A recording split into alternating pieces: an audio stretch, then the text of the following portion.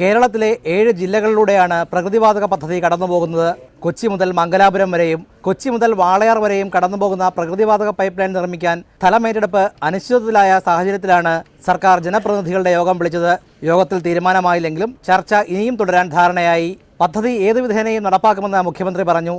ജനവാസ കേന്ദ്രങ്ങളെ ഒഴിവാക്കി പൈപ്പ് ലൈൻ നിർമ്മിക്കാനുള്ള നിർദ്ദേശം ഗെയിൽ അംഗീകരിച്ചിട്ടുണ്ട്.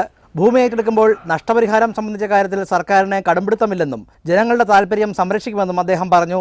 കാരണം ഇതിനു മുമ്പത്തെ ചർച്ചകളിലൊക്കെ കോമ്പൻസേഷന്റെ കാര്യം ഉയർന്നു വന്നിരുന്നു. കേരളത്തെ സംബന്ധിച്ചിടത്തോളം മറ്റു സ്റ്റേറ്റുകളിൽ 10%, 20% കൊടുത്തത് ഇവിടെ വസ്തുവിൻ്റെ പൂർണ്ണ അവകാശം ഉടമസ്ഥന് തന്നെയായിരിക്കും.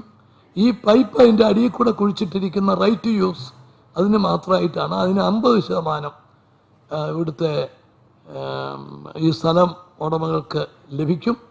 അത് നെഗോഷ്യബിൾ ആണ് എന്നും ഇന്ന് ഞങ്ങൾ പറഞ്ഞിട്ടുണ്ട്.